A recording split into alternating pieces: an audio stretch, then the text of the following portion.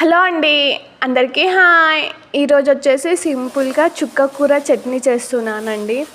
So నేను first time చుక్క కూర చట్నీ చేస్తున్నా. టేస్ట్ ఎలా ఉంటుందో నాకు కూడా తెలీదు.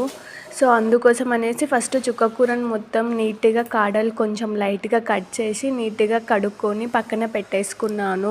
ఇంకా బౌల్ పెట్టేసి అందులోనికి 2 టేబుల్ స్పూన్ల ఆయిల్ వేసేసి సరిపడినంత పచ్చిమిర్చి వేసి ఒక 10 మినిట్స్ అలా ఫ్రై చేసేస్తున్నాను. సో అందులోనికే మళ్ళీ నేను పల్లీలు వేసి పల్లీలను కూడా పచ్చిమిర్చిలోనే రెండింటిని ఫ్రై చేస్తున్నాను. ఇవి రెండు ఫ్రై చేయడానికి ఒక 10 మినిట్స్ అలా టైం పడుతుంది. సో చిన్నగా ఇంకా ఘాటు వస్తుంది అనేసి నేను మూత మూసాను.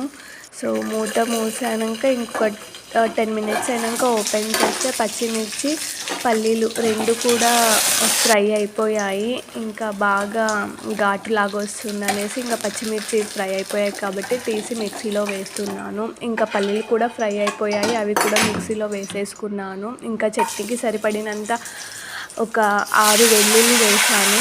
సో నీట్గా కడుక్కొని పక్కన పెట్టేసుకున్న చుక్క కూర మొత్తం వేసేస్తున్నాను. ఇది మొత్తం ఫ్రై కావడానికి ఇంకొక 10 మినిట్స్ అలా టైం పడుతుంది. సో మొత్తాన్ని నీట్గా చుక్క కూరని కలుపుకొని ఇంకా పైన క్యాప్ పెట్టేసి ఒక 10 మినిట్స్ అలా లో ఫ్లేమ్లోనే పెట్టేశాను. ఇంకా సింపుల్గా 10 మినిట్స్ అయినాక ఓపెన్ చేస్తే ఆల్మోస్ట్ చుక్క కూర మొత్తం ఫ్రై అయిపోయింది.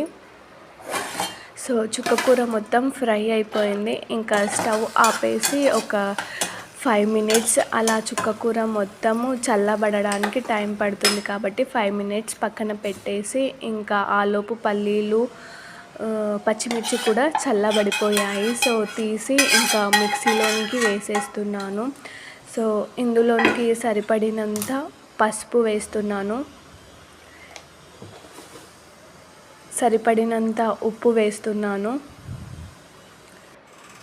సరిపడినంత జీలకర్ర వేసేసి ఇంకా మూత పెట్టుకొని మిక్సీకి గ్రైండ్ చేసేసుకుంటే ఇంకా సింపుల్గా చుక్క కూర చట్నీ అయితే రెడీ అవుతుంది. సో నేను ఫస్ట్ టైం చేసినా కూడా చుక్క కూర చట్నీ చాలా టేస్ట్గా అయ్యింది, చాలా బాగుంది కూడా. ట్రై చేయండి ఫ్రెండ్స్, నా స్టైల్ చుక్క కూర.